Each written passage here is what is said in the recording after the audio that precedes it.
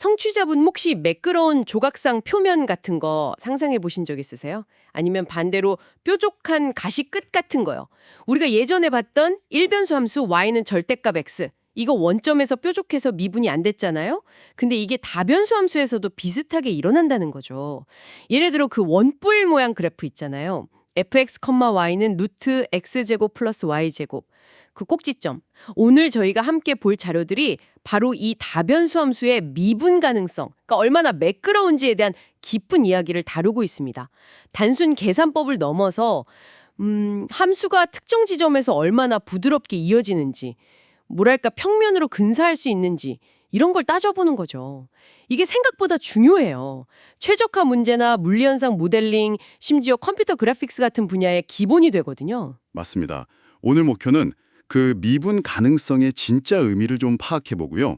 또 하나, 각 축 방향 변화율, 그러니까 편미분 계수만 안다고 해서 전체적인 매끄러움이 보장되는 건 아니라는 거. 어찌 보면 좀 놀라운 사실이죠. 이런 부분이랑 또 미분 가능할 때 우리가 얻게 되는 아주 강력한 분석 도구들, 이런 것들을 좀 확인해 보려고 합니다. 자료 속으로 한번 같이 들어가 보시죠. 네, 좋습니다. 그럼 핵심 아이디어부터 짚어볼까요? 자료에서 계속 나오는 말이 국소적 선형 근사 이거던데요.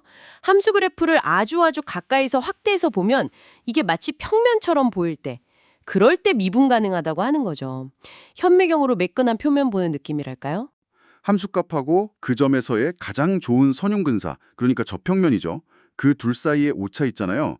그 오차가 그 점까지의 거리보다 훨씬 더 빠르게 0으로 다가가야 한다는 뜻이에요. 자료에 나온 그 유명한 극한정이 있잖아요. 리미트 fx 플러스 w 곱하기 x 마이너스 p 분의 x 마이너스 p는 0. 네, 바로 이 식이 그 아이디어를 담고 있는 겁니다. 핵심은 분자에 있는 오차가 분모의 거리보다 훨씬 빨리 줄어야 한다는 거. 그게 바로 수학적인 매끄러움의 본질인 거죠. 아, 여기서 진짜 중요한 포인트가 있네요. 자료에서도 강조하던데 모든 축 방향으로의 견화율, 그러니까 X방향, Y방향 편미분계수가 다 존재한다고 해서요. 이게 반드시 그 점에서 미분 가능하다라고 말할 수는 없다는 거죠. 와, 이건 좀 충격인데요. 각 방향만 봐서는 전체 그림을 알 수 없다 뭐 이런 건가요? 네, 맞아요. 특히 일변수 함수에 익숙하다 보면 더 그렇게 생각하기 쉬운데 다변수는 달라요. 이걸 비유하자면 오케스트라에서 바이올린 연주자가 자기 파트 잘 연주하고 첼로 연주자가 자기 파트 잘한다고 해서 그게 저절로 아름다운 화음이 되는 건 아니잖아요. 전체적인 조화가 중요하죠. 다변수 함수에서의 매끄러움이라는 게 바로 그런 전체적인 조화 같은 거예요. 더 섬세하고 까다로운 조건인 거죠. 자료에 나온 대표적인 반례 함수들을 보면요. 원점에서 x축, y축 방향으로는 변화율, 즉 편미분계수가 0으로 딱 떨어져요. 존재하죠.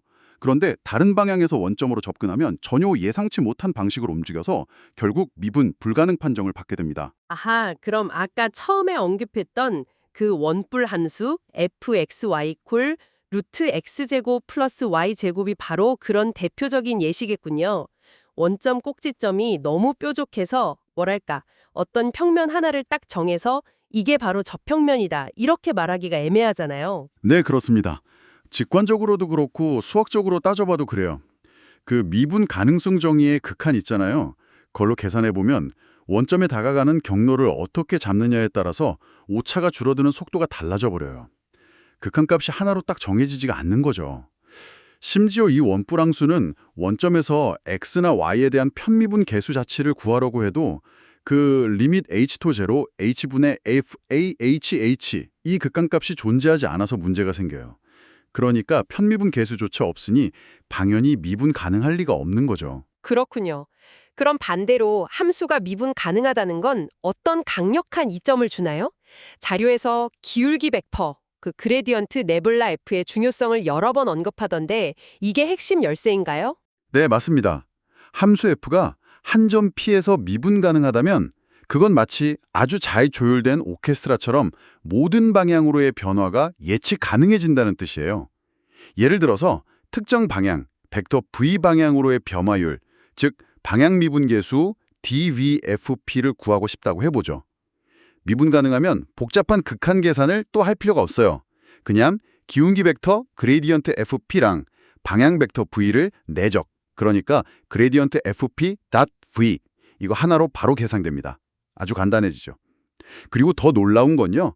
이 기울기 벡터 그레디언트 f 자체가 함수값이 가장 가파르게 증가하는 방향을 딱 가리켜준다는 거예요. 그리고 그 벡터의 크기, 그레디언트 fp가 바로 그 최대 변화율이고요. 마치 등산할 때 정상으로 가는 가장 가파른 길이 어딘지, 그리고 그 경사도가 얼마인지를 알려주는 특수한 나침판 같은 역할을 하는 거죠. 와, 정말 강력한 도구네요. 그런데요, 솔직히 매번 그 복잡한 극한 정의로 미분 가능성을 확인하는 건 좀 현실적으로 어렵잖아요. 다행히 자료에 좀 더 실용적인 판별법, 뭐랄까 충분 조건 같은 것도 소개되어 있더라고요. C1이면 미분 가능하다는 정리, 이거 맞죠? 네, 아주 중요하고 또 유용한 정리입니다. C1 정리라고 하죠. 어떤 점 근방에서 함수의 모든 편도 함수, 예를 들어 fx랑 fy가 존재하고 거기서 더 나아가서 그 편도 함수들이 연속이기까지 하면 그러면 원래 함수 f는 그 점에서 무조건 미분 가능하다는 겁니다. 여기서 정말 중요한 키워드는 편도 함수의 연속성이에요. 이게 보장되어야 해요. 뭐랄까, 잘 쓰인 소설에서 등장인물의 행동이나 성격이 갑자기 바뀌지 않고 일관되어야 우리가 이야기에 몰입할 수 있잖아요. 그것처럼 편도 함수가 연속적이어야 함수의 국소적인 변화가 부드럽고 예측 가능해서 매끄럽다. 즉 미분 가능하다고 말할 수 있는 거죠. 아까 봤던 미분 불가능 예시들 있잖아요. 걔네들은 편미분계수가 원점에서 존재는 했지만 연속은 아니었거든요.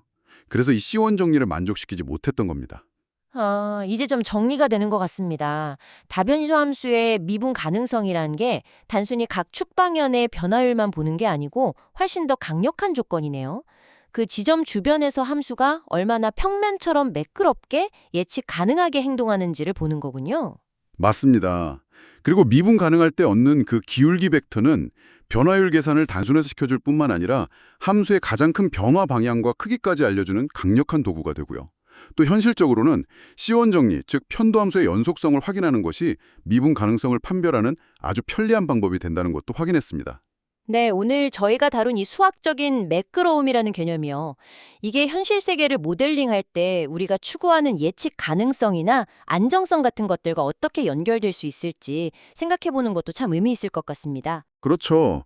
마지막으로 이런 질문을 던져볼 수도 있겠네요. 함수가 미분 불가능한 점, 그 뾰족한 점들은 뭘 의미할까요? 어쩌면 그게 시스템의 어떤 급격한 변화나 예측 불가능성, 또는 우리가 세상을 이해하기 위해 즐겨 사용하는 어떤 선형 모델의 한계가 드러나는 지점일 수도 있지 않을까요? 마치 잔잔한 바다 밑에 숨어있는 우리가 예상치 못한 암초처럼요. 청취자분께서도 이 뾰족한 점들이 현실 세계에서 어떤 의미를 가질 수 있을지 한번 곱씹어 보시면 더욱 흥미로운 탐구가 되지 않을까 싶습니다.